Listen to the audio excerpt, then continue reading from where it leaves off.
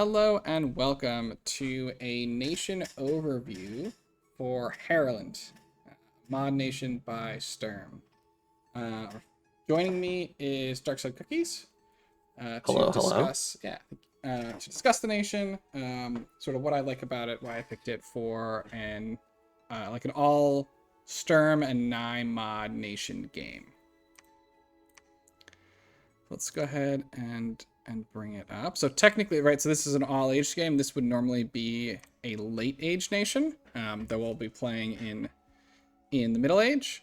And it is all about getting these angels and doing these rituals to get angels, which is kind of neat. Kind of an interesting mechanic. You go down Conjuration, lets you summon these angels, and down Thaumaturgy, lets you cast rituals that let you recruit them. So we'll get into the specific spells in a little bit. But it has really good access to all the elemental paths and astral, and basically no access to anything else. And those are paths I know how to use. Well, that and blood. And blood, yeah. Go and blow something up. So it's, so I'm just going to sort of jump in. I think as you can see, there aren't very many units on the screen here. And that's because all of these units in this sort of angel recruit summon are available to either be summoned or recruited when you have cast the proper spells. So a lot more units than the roster kind of would look like. Yeah. And I think I'm going to start with the commander line, then we'll go through the units, and then we'll get to the angels at the end. Well, I guess first you have a couple of really interesting national features. You got a Also conflict bonus for Dominion, but your temples are more expensive. Yep.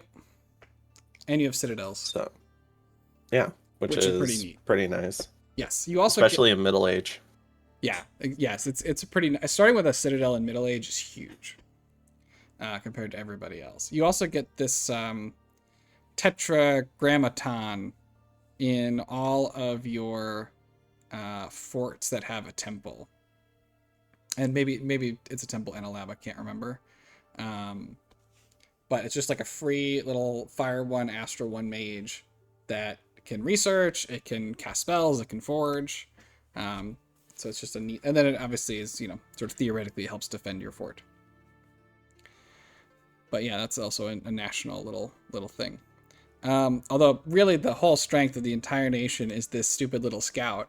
He's 20 gold, which is cheaper than most scouts, and is recruitable like foreign rec anywhere. Oh, that is nice. So he is exceptionally good at giving you information. It reminds me of the Nabaz scouts, although I think he might be cheaper than those. Yeah, I mean 20 gold is remarkably cheap. So a really nice way to get a ton of information on what everybody is up to. You have this guy who's a pretty standard commander. He does have 100 leadership, so he does formations. And he is sacred, but not a priest. He does have a magic weapon. Oh, that's neat. Yeah. Although he doesn't really have stats to like get involved in melee too much, but he does have that Herald Lance if you want it. He's sacred too. He is. So there's probably some blesses where you could turn him into a little light army thug. Probably. Although you might be better off with this guy. You have this guy is similar stats. He's on a horse. He also has the Herald Lance, the magic weapon, and he's a priest himself with better leadership, but obviously he does cost more. So yeah, with the right bless, maybe you could get the other guy more mixed into the combat. But he can sort of, potentially lead around stuff. Although as we get to the troops, we do not have sacred troops. So normally like this guy'd be amazing. You'd probably use him for leading around like sacred expansion parties, but that's not going to be a thing for this nation. And I don't think... I wonder if you can turbo expand with these guys. If you took a big enough bless, maybe. would definitely be interesting, especially you make 1.5 a turn. Oh, yeah. But it would be a bit weird because you're not going to get any sacred troops until very late in the game. So you Okay, so it's not worth it then. I don't think it's super likely to be worth it. But it could be neat. Okay. And we'll see. You actually have another option that you can help expand when we get to the summonable angels. So when we get there. You have this guy, the Preacher, who's 110 gold, Astral 1, Sacred 1, and he is stealthy. Ooh, that's nice. So yeah, he can do a lot of little cheap Astral 1 things. He's good at researching. The stealthy lets you set up some extra like ambushes and stuff. If you get mind hunted, it's your fault. If you get mind hunted, it is absolutely your fault. But yeah, I mean, it's not, it's kind of utility, right? It's not gonna, knock anybody completely out, but it's a way to put together cheap communions. He doesn't have Oh, go ahead. No. I was gonna say he doesn't have like hit points to do like a turbo communion or anything, but yeah. But okay, so if we're talking maybe a lighter bless, you could do maybe a couple of different resists, and then you could set them up in a province and then activate them as a trap, like a Firestorm trap or a Wrathful Skies trap. That seems pretty neat. Yes. Yeah. Yeah. I mean, it would be a bit expensive, but you could totally do it. I think the tricky you need to get some other stealth items for whoever's in charge, or have them be able to teleport. Yeah. That'd be big. I was thinking Magic Phase. Yeah. Yeah. That could work. Kind of depends on the angels that we'll see later. Yes, I don't know this nation nearly as well as you do. So. Yes, I'm on like turn 30. Yeah. So I've definitely been playing it a bit. I think your whole mage lineup is sacred. Ooh, that's nice. The next one, also sacred with Holy 2 is this Cardinal. So he's got he's got some elementals at 2, and then some of them can combine with Astral at level 2. Although you unfortunately don't get Earth Astral, which is too bad. But, so be it. Yeah, 2/3 of them can be set up to Magic Phase. Yep. And then you've got either Air Magic and Fire Magic. So yeah, you could absolutely do those. Do the traps. Firestorm. Yeah. Yep. They will be old when you recruit them, unless you take Unaging, because they're already right at the line, and once those random paths get assigned, they'll be old. So something to watch out for there. But they do have pretty good. I didn't mention the other guy. These guys have 16 map move, and this little idiot has 18 map move, which is pretty good for a human. Now, assuming the angels have very high map move. Yes. Another bless consideration could be, was it the Windwalker bless to try and get your human mages to move with them? Yeah. That is definitely possible, as well. But yeah, a lot of elemental versatility out of this guy. I really like the double randoms on him too. Yeah, they're always going to be useful. Yeah. Like there's not one of these guys who can't go into combat and do something effective. Oops. Like I mentioned, the Tetragrammaton.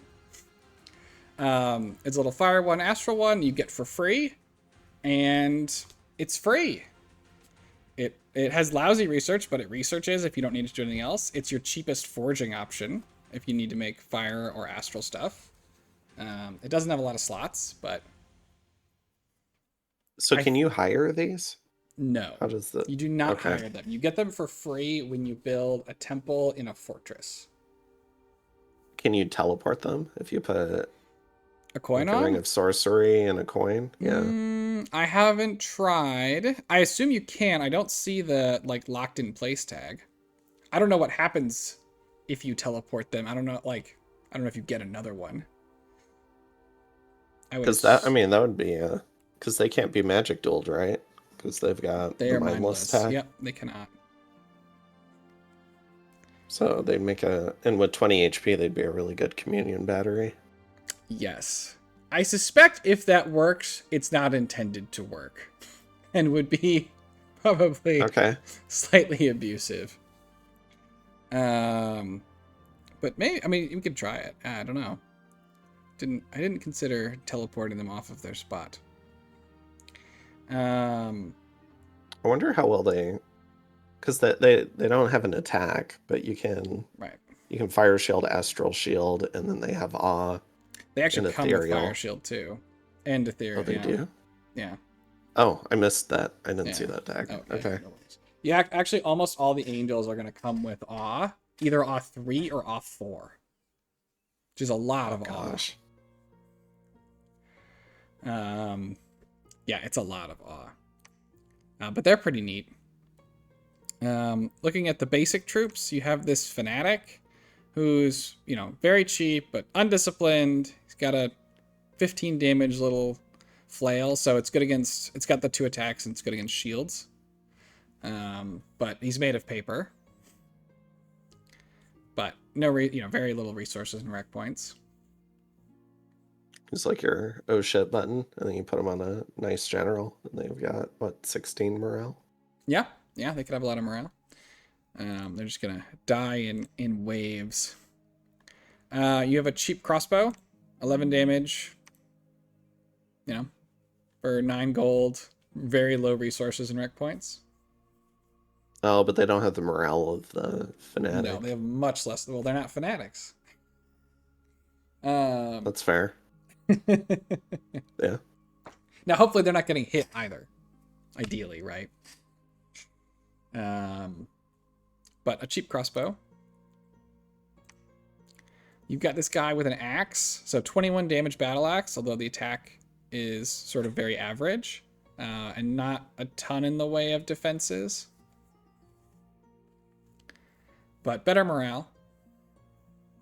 It seems alright for what his job is, which is probably trying to kill like giants, semi-elite things. Yeah. I mean, 21 damage is a good chunk. It's a chunky hit, and you have the fire magic to buff this up to 13 attack, and the earth magic for 25 damage. Yep.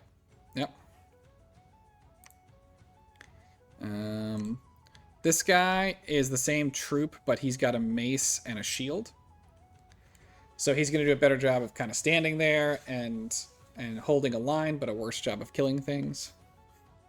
So this is when you're trying not to kill your whole front line with your levy crossbows? Yes. Or have your whole front line get killed by whatever stiff breeze the enemy has presented. That's fair. Yeah.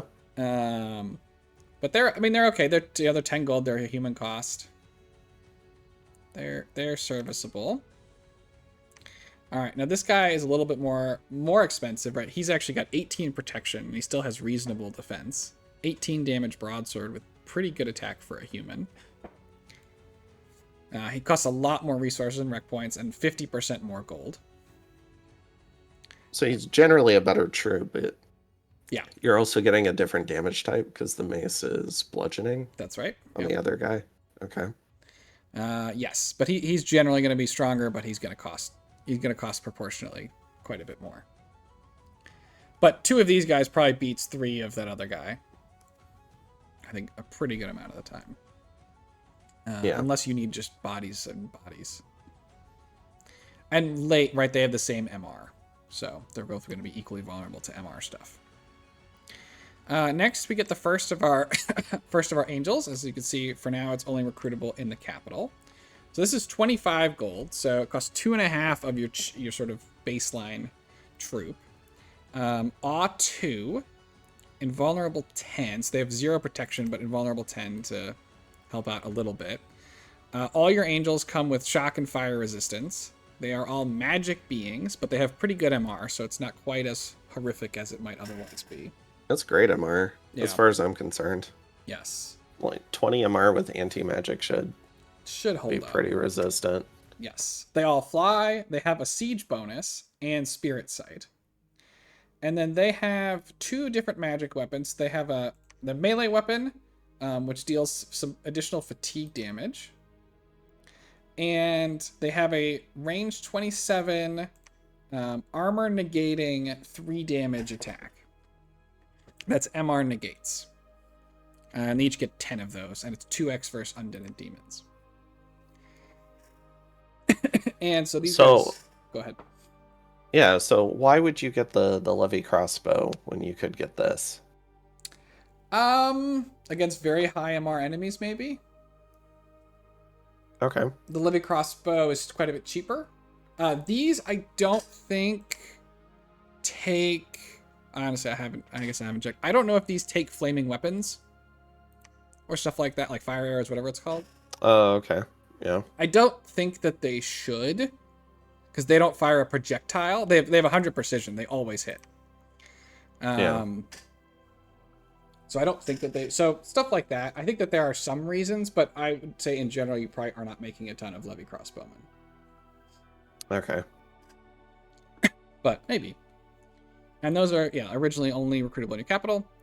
And then finally, you have what looks like it's going to be a sacred, but is not. You have a knight who's 45 gold. Good protection, good defense. His horse has great protection. He's got a lance. He's a knight. Yeah. He does knight things. I mean, with the angels doing 100 precision, I guess you could just do a front line of these guys, have them charge in. Yep. Bit more. It's an expensive way to build your front line. Which, as we're going to see, right, this is a nation that I think is going to be really gold hungry. But it is certainly... Yeah, none of this stuff is sacred. That's true. Right. All that you're going to be... And it's not cheap. So you're going to be paying a lot of upkeep. For your troops, though you'll be paying not as much upkeep. Your whole mage core is sacred. So... Okay. And real quick, there's the +1 bonus. The capital gets 4 pearls. So you are starting with, a late age level of gem income. So in Zan's series on Calum, he talked a bit about a concept of fleets and Bing, I think. Yes. So you have like a more mobile response, and then you have maybe garrison forces, smaller garrison forces. Mm-hmm. Do you think the humans fill that role, and then the angels are meant to swoop in and save the day? I think that is definitely possible. I think that you're going to go through phases of this, and when we get to the angels later, I think eventually you might just phase the humans out entirely. Okay. And so it's kind of tricky, because I think that is a role that they would play well as you get like more into the mid and late game. In the early game, you don't have a melee angel, and so you can't just super easily fly 300 of these onto an enemy fort. Yeah. And so you're gonna be kind of shackled to your humans for a while. But we will eventually get melee angels. We just gotta get there. Okay. So now let's take a look at our recruitable and summonable angels. So the first, and we'll look at the spells too. I think it might help show them that way as well. So, like I said, you're going to see them in Conjuration. All of these, we have Pride of Lions for I have no idea what reason. You can't cast it at all, but it's there. You could put it on your pretender if you really want it. If you really wanted it, yeah. But as you can see, as you head up through Conjuration 6 is where you top out at 45 pearls for a mage. This is 50 for a bunch of dudes. But you start to get some right away. You can call Herald right off the bat. Even with your free guy, you would spend 5 pearls for 3 of the ranged angels. That's probably not generally going to be something you want to do. Do they still cost upkeep if you summon them? They do. Okay. So you're spending 5 pearls on 75 gold worth of stuff. Yeah. Which is not a great ratio. And we're gonna find that for the most part, you're not gonna get a really good return on the Conjuration items, right? You're sort of paying a premium to not use fort turns or resources recruitment points. Like these guys do have a pretty high recruitment point cost. Yeah. Oops, wrong button. The the next one that becomes available at Conjuration 2, and I will say, just because this is relevant, the mods that, as I understand them right now, do not work with Trusty Research. Right, they like you using the same space. I think if you try and turn on Trusty Research, instead you start with 3 like Hobbit militia from one of the other nations. Okay. Because I think there's like modding IDs, and so maybe Yes, they used some of the same IDs. I think that's right. Okay. So you can't Trusty Research your way into immediately having Conjuration, but the next 2 are also for only a single point of Astral. Heavenly Host makes 10 of the... It costs 10, makes 10 of our next angel on the list, which is this guy. So he is your first melee angel. So he still has the invulnerable 10, still has ought to, all the angel traits are the same. But he's got armor, so he's got 20 protection, first mundane. Ooh. Okay. And he's got an 18 damage magic weapon. And so he's 35 gold if you recruit him, which we'll get to do that later. And you're getting, what did I say, was 10 for 10? Yeah. So you might lose 1 or 2 each fight, but they should still be pretty good. Yeah. So they're it's against like basic stuff. Yes. And so you could consider definitely summoning these guys to help at like the end of expansion.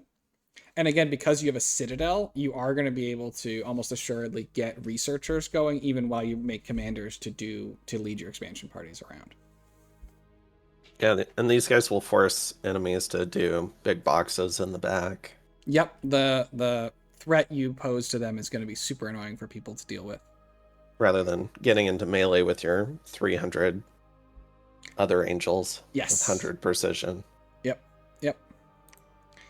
Okay, the next one, also at Conjuration 2, is the Principality.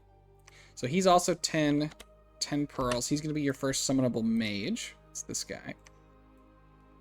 So he would normally cost 275 gold. So you're getting about 27 and a half. You're paying 27 and a half gold per gem, which isn't great, but isn't awful. It's a bit below where you'd probably want to be if you were like trading gems for gold. But you can't just hire them initially, right? Right. You have to get down to thaumaturgy, we'll see, before you can hire them. So it's worth it initially. I think absolutely. They're also 4 recruitment points, and if you summon them, you get them right away. And so he's got Astral 2, he's a priest. He's got Awe 4, which is a ton of Awe. And he's got Invulnerable 15 and some armor. So he's got 22 Prot versus Mundane. And then he's got the flying, the Spirit Sight, and comes with free fire and shock resistance. He doesn't even have good armor either. You can definitely he's got shitty armor. Spruce him up. Yeah. And you've got the earth to make hammers, so you can make, relatively cheap armor. And he's got a magic staff that deals 24 damage. And provides a lot of defense. He's got 16 defense. And so this guy can solo expand into lots of different indie pop types, but not all. With a relatively moderate bless. Or relatively minimal bless, really. In testing, all he needed was Enchanted Blood. Because he tends to take a long time to kill everything. He's mostly relying on his 22 protection and his awe to stay safe, while he very slowly kills one person a turn. Unless you had like a fire shield bless or something, but I don't know why you would take that with this nation. Right. You could do insane stuff. The other problem, right, is because Trusty, you can't have something like Trusty Research, you don't know how much conjuration you're going to start with. So you don't know if you're going to get access to this guy on turn 5 or turn 9. Yeah. Or technically right away, if you took enough magic and got super lucky. But they can definitely fill out expansion once you make them, if you take at least Enchanted Blood, or there's probably other options. That one just helps undo the trickle of damage he takes from lucky people. He also hates. This is a thing where it helps that we're an MA for this game and not LA. He hates crossbows. Oh, I bet. Yeah. Crossbows will absolutely kill him. I take it he doesn't like barbarians either. He doesn't love them. He's actually okay. He usually kills them in one hit. So they're not usually berserk, so they usually still have awe as a problem. Yeah, because they have pretty bad morale. Okay. Right. But if he hits one and then changes focus to start hitting somebody else, that one will be a problem. Or if you run into one where there's ranged units somehow also on like Sinos or something insane like that, he'll definitely, anybody who can trigger their own idiot's berserk is going to be a problem for him. Gotcha. Okay, so he seems really good, but not invincible. He's definitely not invincible, but he can do light rating. He can do some expansion indie work. If you give him a little bit of gear, he can do some pretty decent rating. If you put like a shock trident on him, and he even comes with SR to help avoid it, right? It ups his kill time so much that he can beat a lot of pop types then. Or you could put another piece of armor on him and he'll be obviously much better. His chainmail right is terrible. I guess the other piece of him is he's got 140 magic leadership. He does, and 100 regular leadership. So he's going to be your general for at least the early part of the game, I think. Because your other, that's an excellent point. Your other idiots do not have magic leadership. And the angels require magic leadership. So you're either relying on the 20 you get from the preacher, or you have to put it on your bless.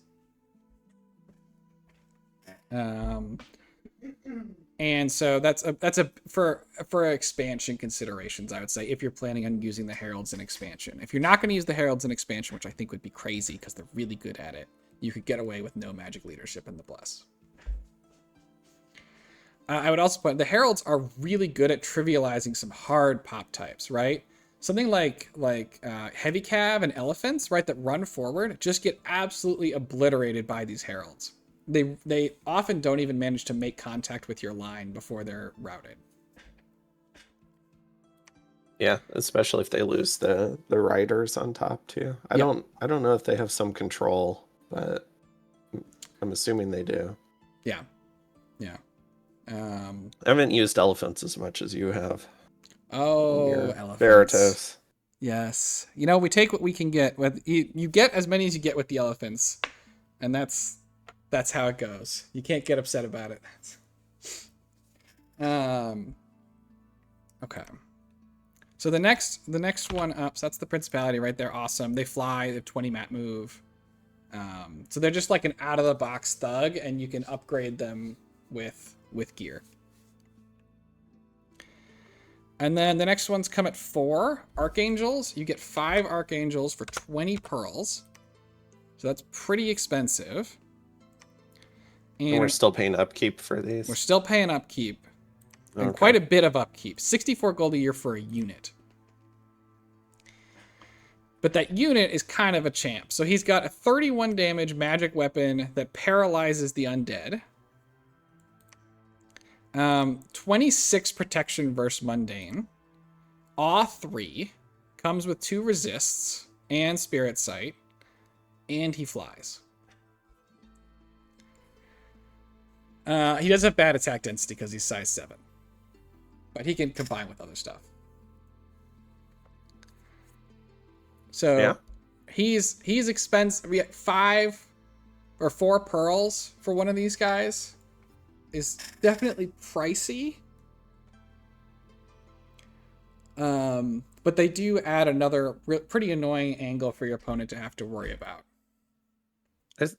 I think in some ways they're still on par with some of the vanilla units in terms of being affordable, or maybe even a little bit cheaper. Yeah. For like what you're getting. Yeah, I mean you're getting a pretty probably want to point buff them. Yes, 30 HP as well.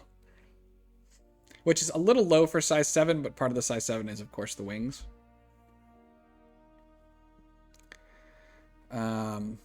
very high Trying to age. think of some of the different summons that have a magic weapon and how much you pay for them. Yeah. Do the Fey Knights have a magic weapon? Can't remember. I think so, right? I think they do. But I definitely don't know for sure. And those are like a cross path to summon, right? So I think it's Nature Glamour. Yeah. And you get each one of those costs 5. And so each one of these costs really 4. quick. And I would say that this guy is probably better than a Fey Knight, yeah. In at least a lot of scenarios, especially given that he flies. He's got 16 MR as well, 18 morale. Not a lot of defense. And it's kind of hard to... Kind of high encumbrance. But, so yeah, you can get these guys for pearls. As we saw, right, everything you want to do costs pearls. So they are at a premium. The next one, also only a single astral one to summon, is the Virtue, who also costs 20 pearls. He's going to be our second commander. And you're going to see he's on here actually. It shows on him on 4 times. There's 5 different variants. I don't know where the last variant is, but there are actually 5 variants. And yeah, the Fey Knights have magic weapons. Sorry, okay. I was pulling one up. Yep, no, you're good. So here you're spending 20 pearls to get this guy who would normally cost this nation 330, and he's going to be a 3 in one of the elemental paths or astral. Ooh, that's nice. So that's a really high path age. You're not always going to get the ones you want, but right, they should all be good. Yes. He's also got Awe 4 and Vulnerable 15. So he doesn't start with much armor, but if you put some armor on him, he'll be very tanky. He's actually our first one that doesn't have a magic weapon. He has an instrument. He's sacred, though. What's his upkeep? Sacred. 132. Okay. And then, so there's 4 different there's the 5 different flavors of him based on which one you get. So like this one is the fire one, so he's got more fire resistance. The air one is more shock resistance. I don't remember what they all have. Is that just the base amount that you get for being of a certain path? But it's plus 10. Do you get plus 10 for having fire? I'd have to look it up. Yeah, I don't. You might. Sounds high, but maybe that's what it is. The water one gets some cold resistance, which you don't otherwise have. So that's nice. The earth one has, I think, more natural protection probably. But yeah, so that's all really nice. This is a 20 pearl mage. That's just going to go and cast big combat spells for you. Unfortunately, right, they're not going to plug into your communions without an item, and you do not have the paths to make that item. Naturally, anyway. Okay, getting 3 plus in a path gives 5 generally, or 3 natural protection from Earth. Yeah, so they are getting a bonus from the like chassis. It seems to be that way, yeah. So I wonder if in the game, because it doesn't know that this one's an area, right? It still shows the random if they actually have 20 shock resistance. I'd have to check. Are they getting some just for being angels, or? They should be getting 5 and 5 from being an angel. Like that's the base chassis. And then theoretically, you'd expect them to get 5 from the path. And then it looks like they're getting more because each one of these, right, has like a unique chassis. And I think that they've given the unique chassis bonus stuff. Yeah, that makes sense. Okay. So they're pretty great. Again, especially early, you're going to be kind of fishing for them. There's one in particular you really want early, and we'll get to that when we get to thaumaturgy.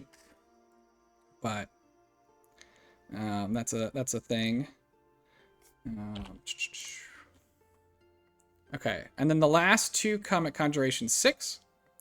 So we'll do the authorities first because this is the unit. So these have a higher astral cost, right? 2 and 3. This is 50 for 5. So these cost 10 pearls each. So as much as a principality. as much as a principality. That's right. Is no, that's the one we already looked at. Is this guy? So yeah, costs as much as a principality in pearls. He is your only sacred troop angel. He has off 4, invulnerable 15. He's got the angel stuff. He has a 24 damage magic weapon with a bonus effect against demons. And he has 27 prot versus mundane, as well as even higher MR and morale. And slightly I mean, they're more really HP. good, but I don't see. I still feel like I'd get principalities because I can gear them. Yes, I would agree. I don't think that you're going to be spending the conjuration price on these very often. They're very expensive for something you can't gem or can't gear up when you have at the exact same rate a mage who is pretty similar. Especially if you've got likely a small bless because you need a ton of gold to afford all this stuff. Right. And yeah, and like this guy, you're not getting these outside of again the mage core, you're not getting these before Conjuration 6, so you can hardly rely on them. They're gonna be them being sacred is gonna be something that's kind of nice to have. But probably So to compare to your Baratos, like this is the same research level that you would get Melkarts at, just a different path. That's right. Yeah, absolutely. And I don't think Baratos is relying on Melkarts to win a first war. Right. At least not one that wants to survive. The other mage the last mage is also at Conjuration 6, also costs 50 pearls, and that is this large individual. So he nominally has an 850 gold cost. And he's going to have Fire 1, Air 1, Astral 3, and then either Fire or Air. So he'll end up being a 4 of one of these. Which is quite strong. He's also a Holy 3, so he can claim stuff. He has Invulnerable 25, although by the time you get him, it's probably going to matter a little bit less.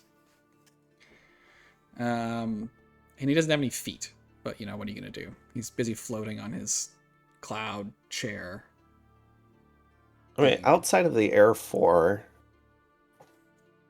I'm trying to think like when I would want these guys over the fishing for the randoms. Was it the virtue randoms? Yeah. So the Air 4 I think is one Air 4 at least is pretty big, right? Because that breaks you up to Air 6 by itself. Yeah. So that's pretty nice. Otherwise, it would really only be doing it for high levels of a cross path.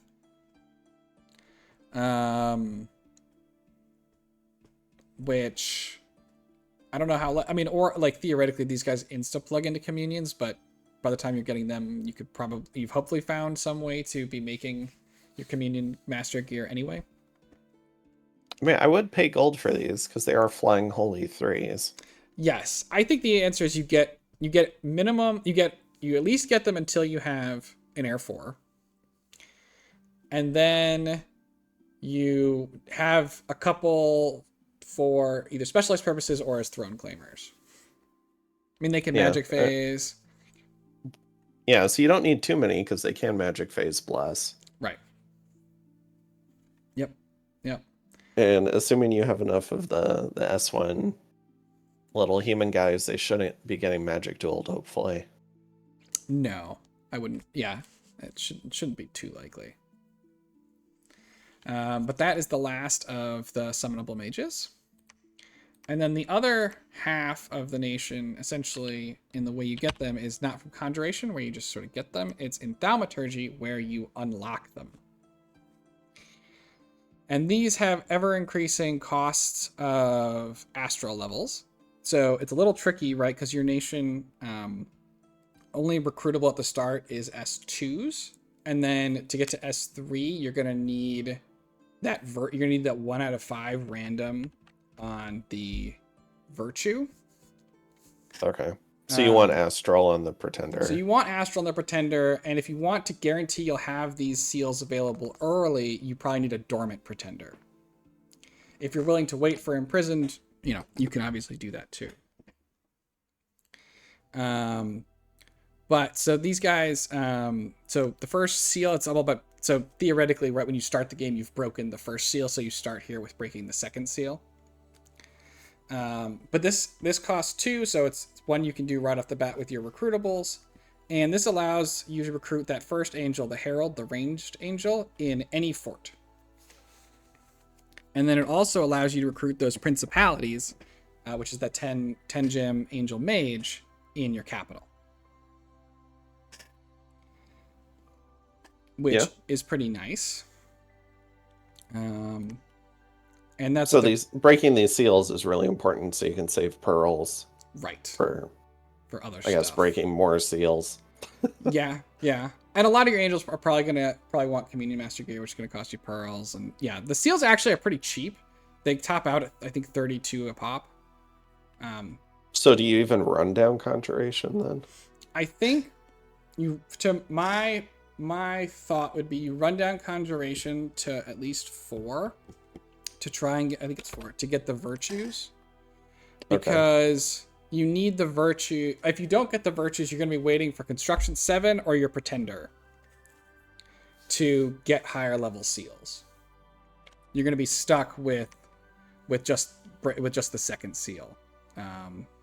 Unless you random one of those or have gear or a Pretender. Yeah, or the Dormant Pretender you talked about. Right. So yeah, if you're going for the Dormant Pretender, you could probably skip more of the Conjuration. Because then at Thaumaturgy 3, the third seal, this lets you just recruit those virtues in the capital, as well as that first melee angel in the capital, and the principalities become any fort. Which is pretty nice, as any fort ability to just produce cheap raiders and like army mages is awesome. Yeah. The fourth seal's weird. It doesn't unlock any of the angels you have. You get 4 angels of death, who all have the ability to reanimate and create long dead horsemen. Okay. And if they die, you can cast this spell to resummon them, but you can never have more than 4. Interesting. Yes. So if one dies, you may have some incentive to go use the others. And that's this guy. Right, and they've got fear. They are amphibious. They are your only amphibious because they are undead. They're ethereal. How many long dead horsemen do you get? It's not that many. It's like 3. Ooh. Okay. But each of them can do it? Each of them can do it. So you spend 32 pearls, and then you make 12 undead long dead a turn, basically. Or long dead horsemen. Now the long dead horseman spell is what, 20 for 10?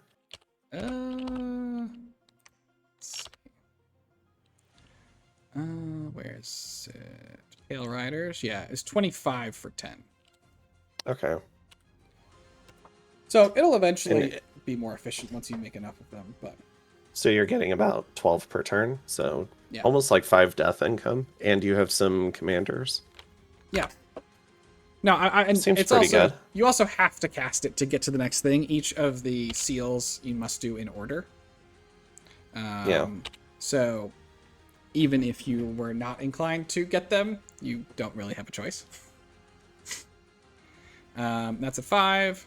And then at 6, this allows the recruitment of archangels in the capital, and then which is that the second of the melee angels, and then angels of the host are in any fort. And then I love how the recruitment spreads out from the capital too. It's such neat. A nice touch. Yeah. The 6th seal is authorities. That's your sacred troop become recruitable in the capital, and those random 3 path mages become recruitable in any fort.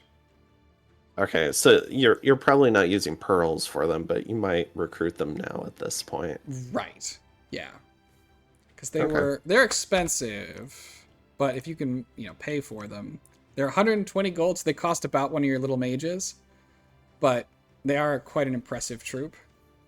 Which is how much upkeep? 48. 48. So it's like 4 gold a turn. Yeah. So maybe you could do like a little squad of them and do some point buffs, and that's a raiding party, I guess. Yeah, I mean, it'd be a pretty high commitment raiding party, but yeah. But yeah, absolutely. I mean, also just adding a squad of them into an army is going to give your enemy another headache to try and sort through. And then They'll probably perform better in an army too, because they won't get surrounded. Right. Now, I will also say it doesn't appear in the description, but I think it is for this. I think it is at the 6th seal. It also allows the archangels, that other troop, to be any fort. Okay. So that's nice. And then finally, the 7th seal lets you get that last mage as a cap only, and the authorities become recruitable in any fort. I gotta say, this is really cool, being able to upgrade your recruitable troops as you progress through the game. It is. And this is why I mentioned earlier, right, that there isn't... I think you're going to end up with a lot fewer humans in your armies as you move to angels. That said, even if your authorities become recruitable in any fort, at 120 gold a pop, it's not like you're going to be able to make that many. Yeah. Immensely expensive. But... It's a shame you don't really have the paths to do a Gift of Nature's Bounty. Yeah. I mean, you could... But yeah. if you had a way to break into it, this nation would go nuts. Oh, yes. You're definitely a super, super good scaling nation. But I think you have a lot of...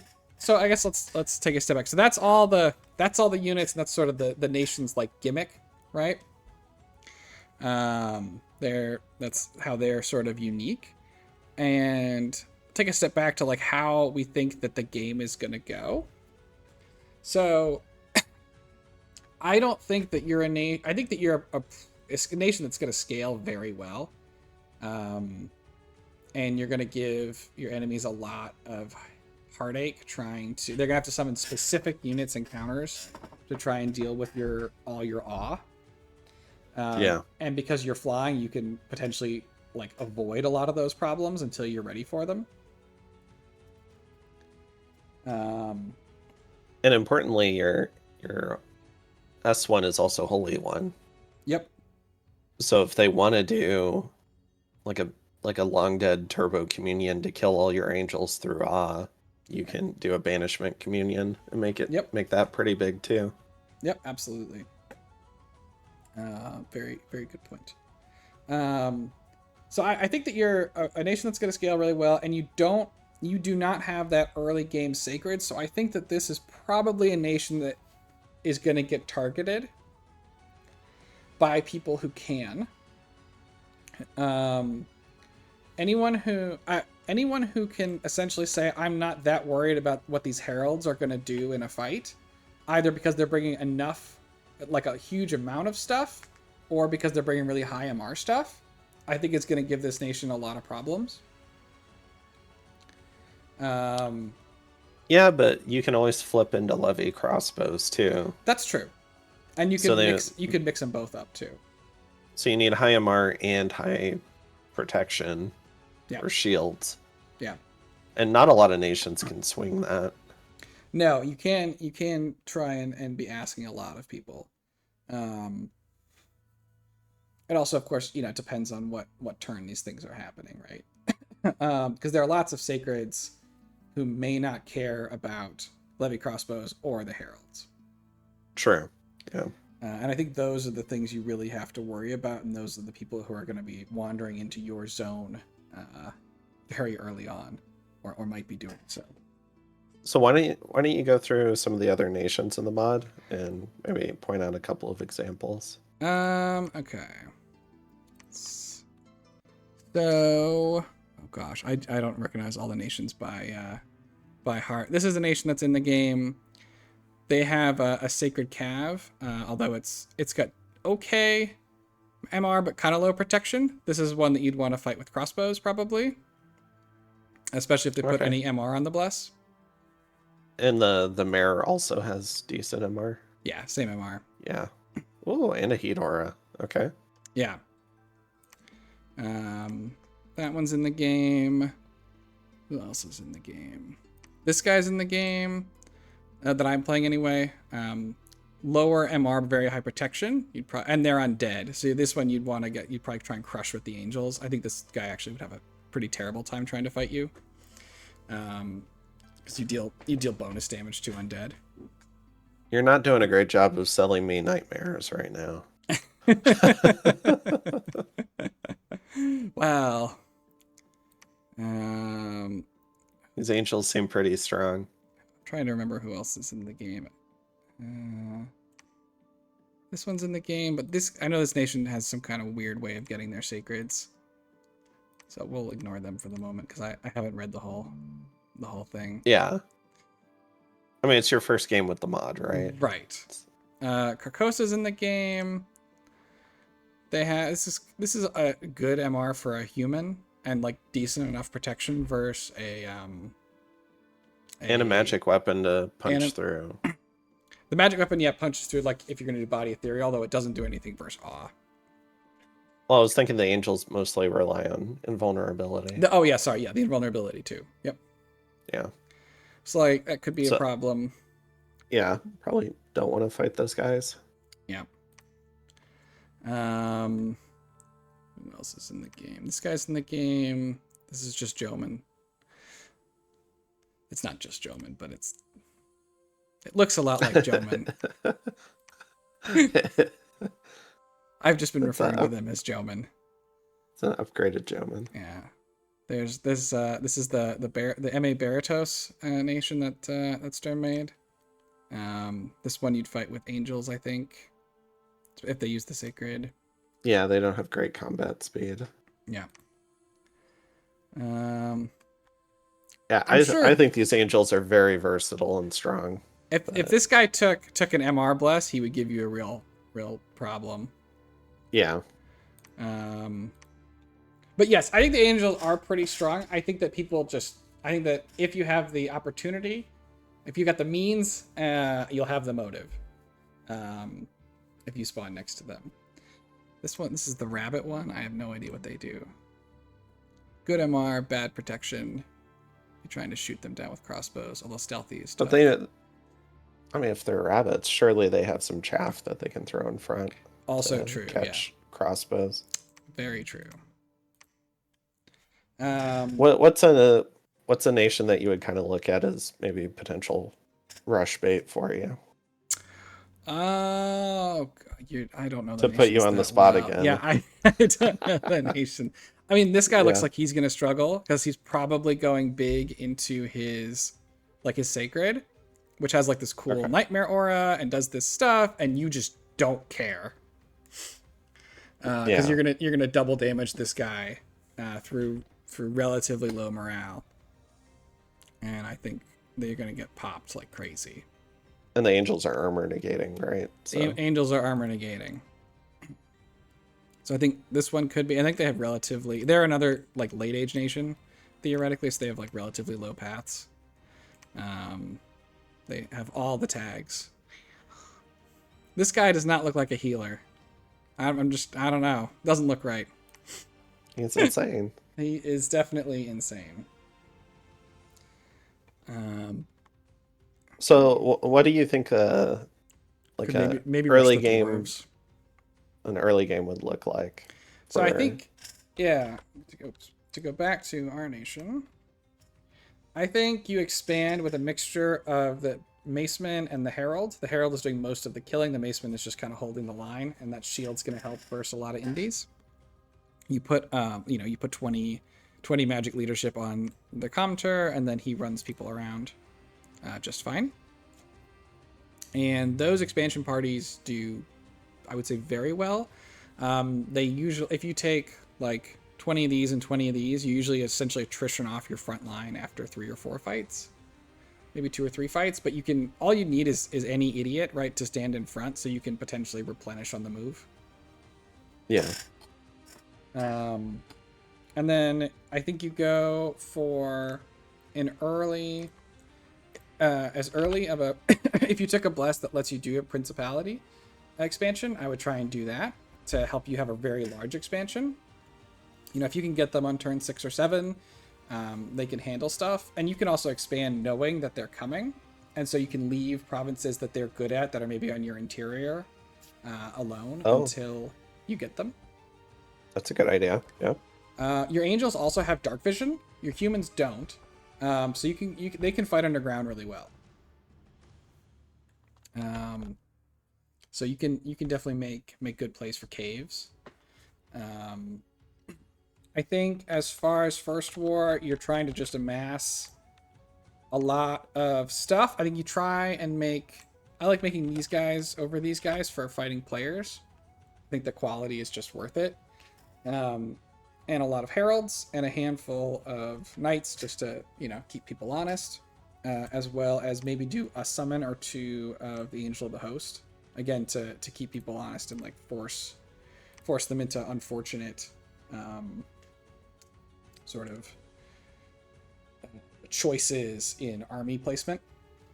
Did you do it, or did you think about doing any like groups of crossbows? I mean, you could definitely do that too if you think the enemy is vulnerable. Okay. I mean, yeah, you can do a pretty mixed force, and just try and make them check a lot of boxes. The crossbows were resource based, right? No. Oh, I no, mean, yes, but even. not really. Okay. These guys are higher resources than recruitments. The angels are much higher recruitment than resource, so they pair kind of well. These guys, yeah, you can just add in. Gotcha. But if you sacrifice one angel, you can get like 3 crossbows in a fort. Yes. Yep. Okay. I will say, depending on what you're doing, right, if you could be making angels and have them fly all up as reinforcements, whereas the crossbows are going to take a long time to march. Yeah. So maybe it depends on if you've got a fort, where that fort is in relation to your conflict. You know, if the fort's on the other side, you probably want to go for almost all angels, and then you can fly them up. And maybe in closer forts, you can get more of your troops, your slow-moving humans. The knights are also pretty slow, unfortunately. So even though they're on a horse, they're not going to keep up with your angels super well. But as far as magic goes, you have all the elemental paths, so you can kind of do, you know, whatever it is that you normally want. But if you've gone for conjuration to get the principalities, you're already kind of into it. You could go for like Conjuration 3 and do like baby elementals, maybe. Although they're not nearly as good as they used to be. Yeah, I guess for our First War, the thing that we didn't talk about was the Herald's siege strength. Yeah, I know I mentioned it, but only very briefly. But I guess I mentioned the bonus. They have immense siege strength. They have almost 4 each. So you're gonna one-turn pop a lot of stuff. Yeah, you have a great ability to go ahead and crack forts. And so you do have an incentive if you see somebody else building a fort to go ahead and let them finish. Right. And then just take it off them. Yeah. And especially because you fly, the fort walls are not a huge deal. Depending on if you're using mostly angels. Yes, that is an excellent point. You're very good at so let's say you've won your First War. What are you looking to do to maybe scale up into the mid game? Yeah, so obviously it depends on when you've won it. I think you're potentially going up construction to unlock the rest of your thaumaturgy options. If you don't have a god that's going to get you all the way there by itself. If you have a god, it's not as important. Obviously, you could go up construction and get lanterns in the Ultra Greed play. That I would never do on these kinds of missions, ever. Couldn't be me. Never. Never. You could go for some of the like evocations, right? Like you could head up for Wrathful Skies. Your angels all have ways to mitigate it. Right? They have a little bit of SR. And you could cast more. You could try and do something like that. It would also unlock like Astral Fires on your fire Astral randoms. Which would be pretty nice. You can potentially do pretty intense earthquake stuff to people if you get enough of your earth mages, because you can take an all flying army. But be careful of someone casting storm. But you would be on your way to Wrathful Skies as well. Right. It's kind of, it's already on the way. And you could potentially do just like a big Evo communion, right? Like that's a perfectly viable thing to do. You have a problem with communions potentially in that you might get a lot of off-path stuff, and you've got pretty frail communion slaves, so I think you might want to mass produce some bows and other weapons. Yeah, you're gonna want a plan to try and mitigate some of those losses. Otherwise, right? I mean, your fire. You've got with just Conjuration 3, right? You've got access to some relatively high level. You got the buffs to do some like put yourself into Falling Fires by itself. You could look to take like Reinvigoration on the Bless, because all your whole mage core is sacred, and try not to lean as much into the communions, and just say, my recruitable cardinals are a 2 in an elemental path. That means that for all of them except water, with the right battlefield conditions, they can be a 3. And so that lets you do Falling Fires, that lets you do Thunderstrike, although it's not very good anymore, I guess. I will say, with your very cheap scouts, and I assume the Heralds also have great patrol values, you could try to break into Blood to maybe eventually set up Pain Transfer shenanigans. You could run your communion hotter. Yeah, that is something you could do. Yeah, 2.2 patrol strength. Yeah, that's pretty good. Which, like our regular Humi is 1.1. So it's twice as good. It's actually, it's not even cost efficient though. It gives you something to do. But yes, it gives you something to do. Yeah. Yeah, you could definitely try and scout hunt your way into Blood 100%. I think one of the... Especially if you got some Zots in a cave. Yes. Oh yeah, for sure. I think it is tricky, right? That's opening up another level of research. Although if you're only going to Pain Transfer, that's not so bad. Although I will say Pain Transfer is very intensive on Blood Slaves. It is. And if you're like bootstrapping your way in, that's something you don't have a lot of. And I find that it tends to get worse as the game goes on, although there's still opportunities, but like certainly in big fights, you can have some issues where... But it might work for like a key fight here or there. Yeah, and it could potentially be a surprise. It could potentially work as a surprise. You can empower, and you could teleport around your one blood mage you empowered. And they could show up with all the blood slaves. Right. I think that's absolutely an option. Just climbing Thaumaturgy to unlock all your troops, I think, is also an option.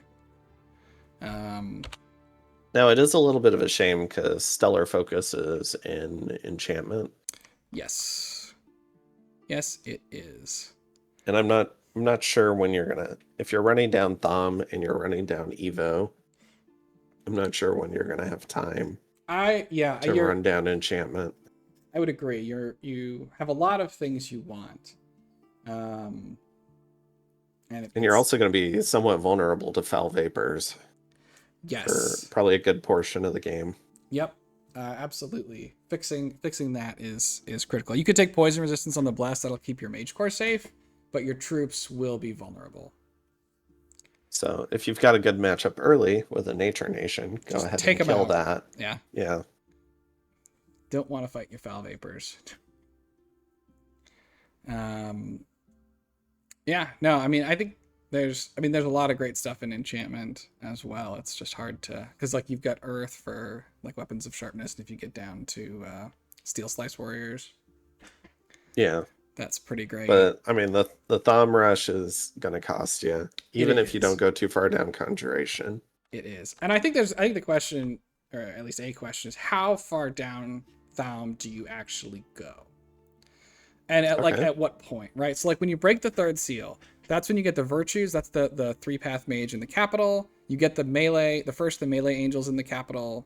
You move some of the other angels to any fort. You're not getting another recruitable mage until 6, because the 4th seal is just those death angels. Okay. So you might maybe you pause at 4 for a while and do something else, or Okay. you push through. At 6, you get the nice middling melee troop in the capital, and you move those other melee angels to anywhere. So that means you sort of can really have your whole army be the angels at that point, and you can really be done with the humans in a lot Are of the ways. virtues still cap only at that point? Yes. The Okay. virtues don't become recruit anywhere until 7. Ooh, okay. That's a pretty big commitment. Which is a pretty big commitment, and that's when you get your sacreds in the capital and the second level guy in any fort. I think that 8 is something you're doing pretty late. The Kyrio TTs, whatever, however you pronounce that, looks kind of like a nice to have mage, right? Like you're already doing a lot of stuff that he can do. He only brings 1 new cross path, and he allows you to make to boost up into air if you have the construction as well. And the authorities are so expensive that any fort is, I think, sort of whatever. So if we're looking at 7s and 8s now, what do you think a minimal late game army would bring? Maybe if you're not bringing all the things, but if you had to have Some like of the 2 or 3 things. key spells, what would you be I think if bringing? you're prepped for Wrathful, that's a great one. It just is going to force very specific reactions and make it hard for people to field really large armies if they're not at their own 8s or don't have their own access to shock resistance. What else? I think with Evo 7, you get a lot. You get those firestorm traps, you get those Yep. Wrathful Skies plays. Yep. You get Earthquake. Yep. I think you don't get Rain of Stones. I think that You don't have the cross path for the it, Cardinal right? doesn't have the right path. Yeah, Evo 7 Firestorm does a lot of good work. And again, if you're a flying army, you can trap the opponent a lot of times potentially before you actually take a fight. And you've got the scouts to have their entire lands blanketed. Along the way there, like if you do happen to take the paths for it, you could do was it Wrath of God? But that's kind of a piss off everyone spell. Yeah, I don't. You can, but yeah, I think that'll probably tick everybody. All right. So then my last question is, what are assuming you don't win in like a throne rush, which is possible with angels. Yep. How do you close out the game? Like what are maybe like 1 or 2 globals you would look at? I mean, Nexus, you can turn pearls directly into power. Gift of Nature's Bounty, like we mentioned earlier, you can turn dollary dues into a lot of very potent units and sacreds in a way that other people can't. And hopefully by that time, right, maybe you've gotten some thrones that are giving some extra bonuses to your bless. Okay. Trying to think of other ones that you'd be like particularly likely to do. I mean, I think you're going to take a high astral pretender, so you can do stuff like that. You could maybe try and go into the Nexus. Oh, so like Ether Warriors? Well, that I meant you could do whatever the like. You Oh, could go I guess I'm to the thinking of the Nexus. Ether Gate. Okay. Yeah, Nexus Gate.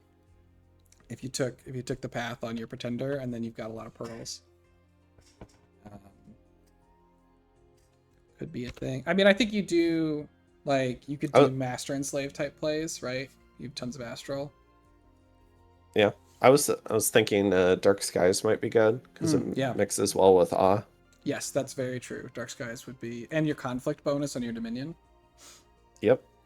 Would definitely be a huge pain in the ass for people. I think, yeah, I think the biggest thing when it comes to like making this nation is not getting too greedy on thinking about the things you could have and building a bless for the things you could have, and instead taking something that will get you to actually not being dead. Right. And into a winning position. Possibly not a nation. If you're hate watching this because you're trying to kill this nation, maybe not a nation you want to let scale. Yeah, I don't think you want to let this nation scale. I think that they're gonna, at least for a lot of nations, if your nation is like well built with magic weapons, right? Herelant gets a lot less scary. If you've got really high MR or ways to get high MR, Herelant's gonna get a lot less scary. But I mean, the nation can also very easily cast Doom. Yeah. And then you'll be afflicted to I shit. forget, is Doom in enchantment or is that in thaumaturgy? I thought it was like alteration. Yeah, it's alteration. Oh, it's alteration. Okay. Yeah. So it might not come online quickly. So there's probably a window there where you can maybe throw up your own anti-magic before the angels get around to researching Doom. Yeah, I think that's true. Although they also love alteration, right? Fog warriors. It's totally castable. Marble warriors. Yeah, Doom and Will of the Fates.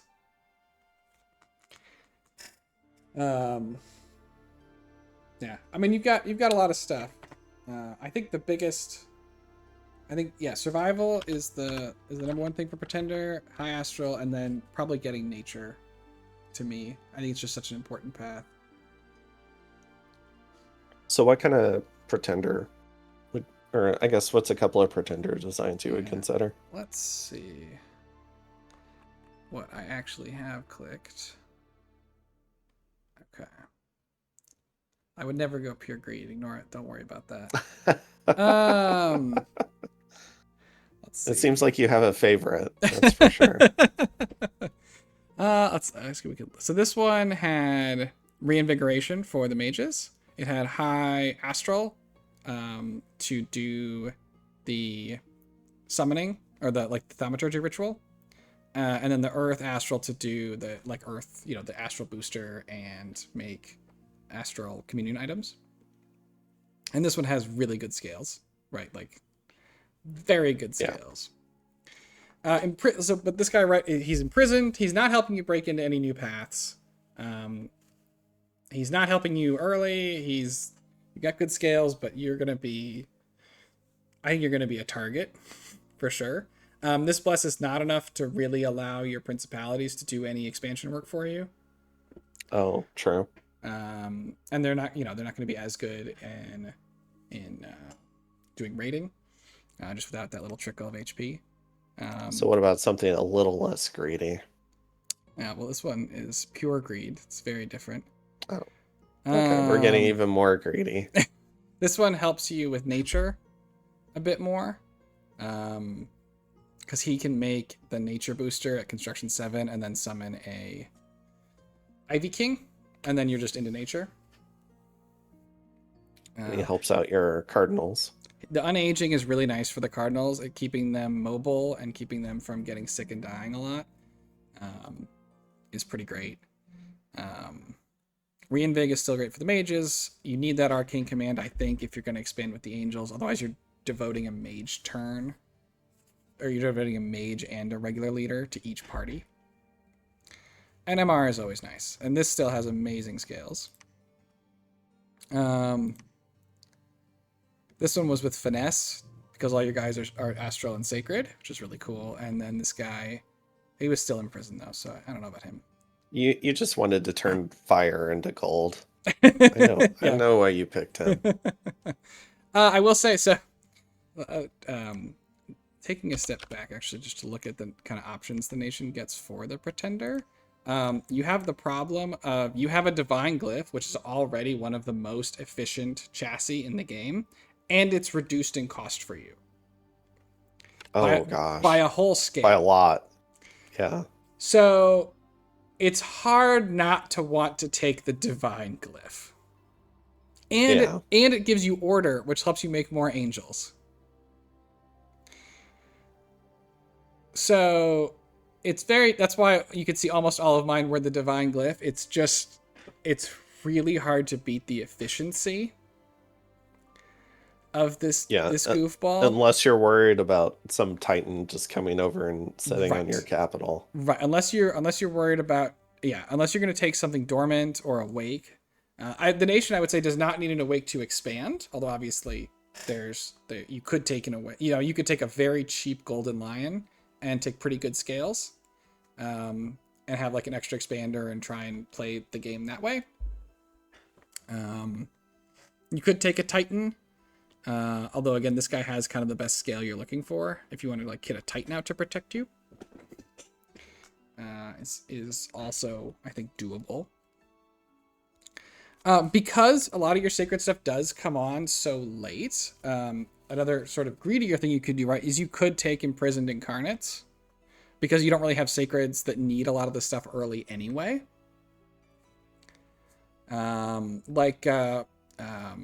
What's it called? The Earth one. Resilience of the Earth would put you to 15 at fire and shock resistance on all of your sacreds, and you can just cast Wrathful Skies and Firestorm with absolutely abandon. Yeah. And you don't mind so much that it's not online early. I think even your heralds come with a little built-in, right? Yeah, all the angels have some built in. Yeah, they have 5 of each. So you could use a certain number of them, and then when they die, it helps HP route your army, so you don't lose your mage. Yeah, you could do stuff like that. But yeah, I think it's hard to get away from the glyph. He's just enormously efficient. Starts with high dominion because you kind of want high dominion because your temples are expensive. And then you can take good, we can look at the one I actually did go for. You can take pretty good scales.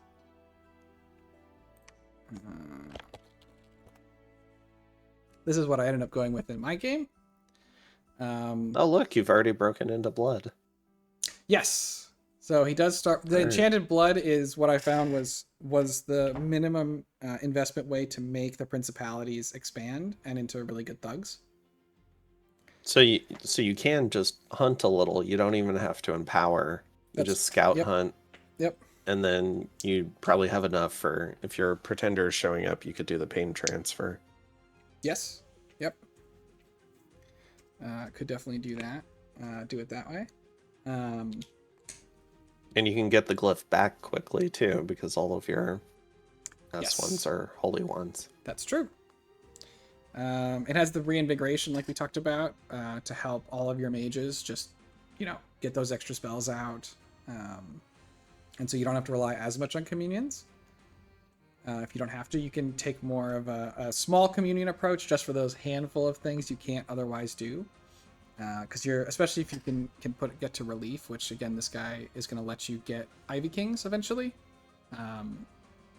or buff up. He's got the path so you can put any random nature mage into a small communion and give it like a Thistle Mace and have it cast relief. And so with relief and +2 reinvig, a lot of your casters will go on casting for a pretty good long while. Why the resilient rather than maybe survival or something? So the survivals I wasn't as worried about because a lot of your stuff flies. Yeah. And the stuff, if you're having an army that isn't flying, all your troops are really slow.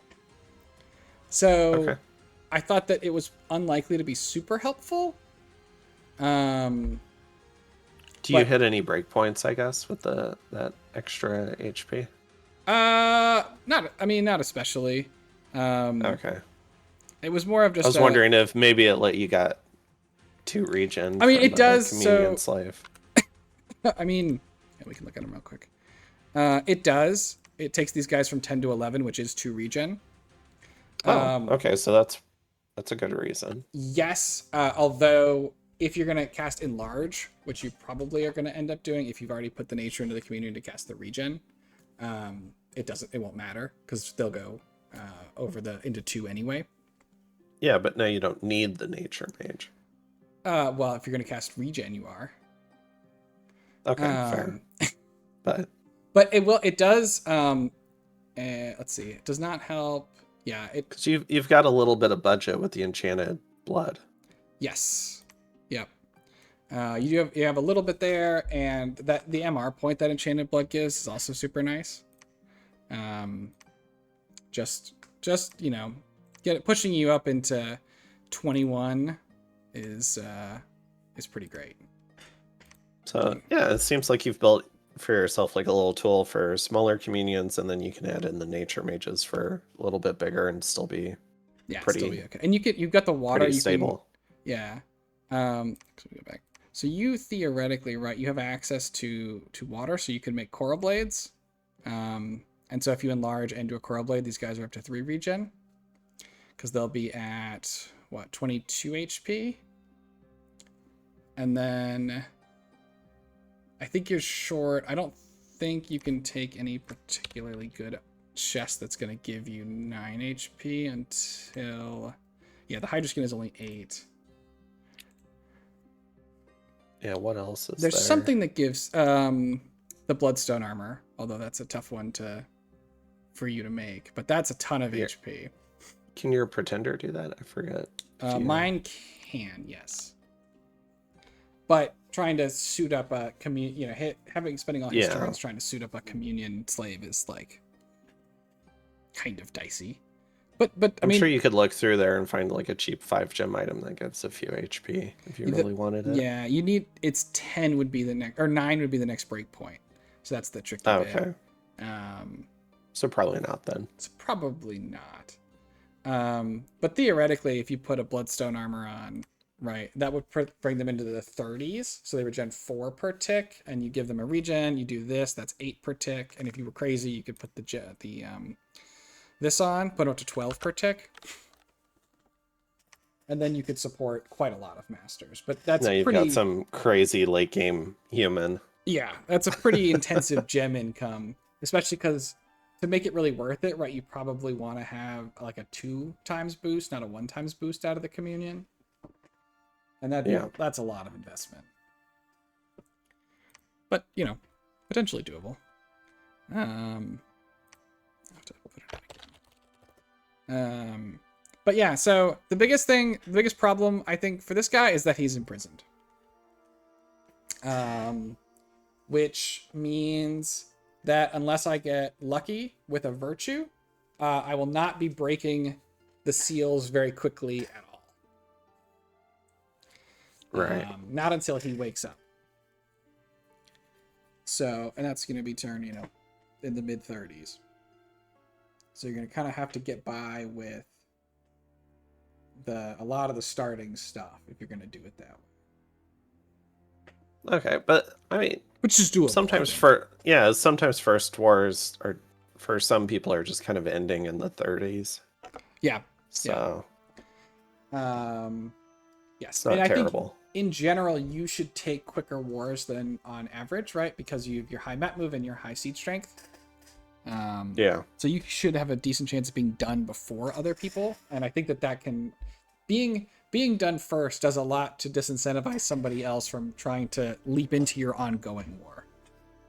Yeah, it also gives you opportunities to vulture, yes. Although you might not make friends doing that. Probably would not make friends. It can definitely be a very profitable way to run the interim period. Yes. And you've got great vulturing capability out of your principalities because they are such efficient raiders. Like you can just sort of look at the zones that they can hit, and you can fly 3 or 4 of them in, right? Because they'll be recruitable in your capital at that point, or summonable for the 10 gems. And especially you can potentially vulture forts very quickly. Yes. Which I think is a lot harder scaling capacity. For sure. For your mage core. Yeah, for sure. You also make better use of really good provinces because you have citadels, which is great. You can go pretty ham on recruiting stuff out of a citadel.